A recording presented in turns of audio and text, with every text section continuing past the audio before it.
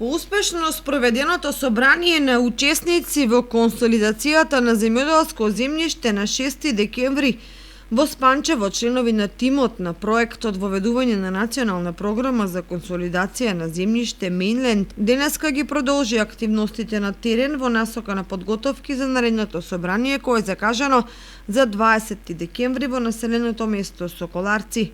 Кратката информација за проектот финансиран од Европската Унија, а спроведуван од ФАО и Министерството за земјоделство, шумарство и водостопанство, ја образложи Стојан Мишев, координатор на теренски активности на проектот. Придобивките од проектот се да се воведе во државата консолидацијата на земјиште, односно окрупнување на веќе раситнетите парцели кои што се утврдени како проблем во земјоделското производство.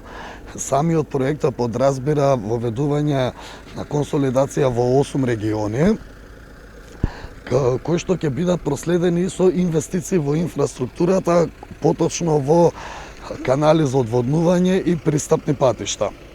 Едни од регионите кои што ги работиме активно се во Кочанскиот дел, односно во општината Чешиново, Облешево, Соколарци и Спанчево,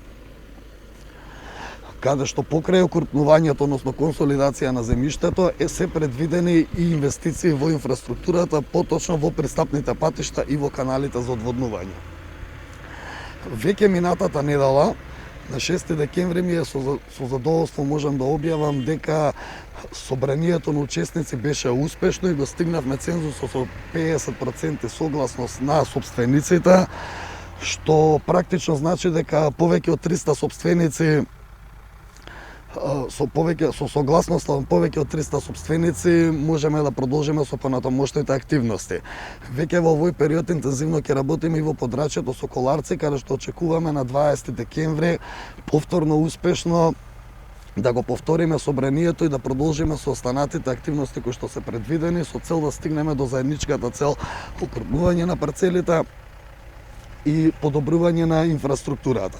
Представникот на подрачната единица на Министерството за земјоделство, Владо Тасевски, детално ги објасни сите аспекти на консолидацијата, давајќи акцент на придобивките кои ќе ги остварат земјоделците и пошироката заедница.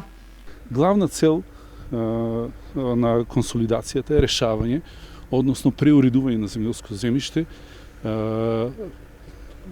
Удираме на големата расцепканост и застарената, односно неупотреблива инфраструктура земјоделска, која што не лежи неупотреблива на земјоделскиот терен. Покрај тоа и во земјишните книги големо средување на имотната состојба кај земјоделските производители.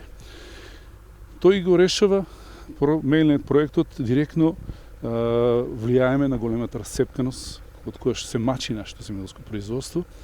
Секој земјоделец кој што ќе биде влезен по проектот добива помал број на парцели, оптимален број, една или повеќе, зависи од нивелацијата и начинот кој што ќе кажат стручните лица при консолидирањето на тие земјишни парцели.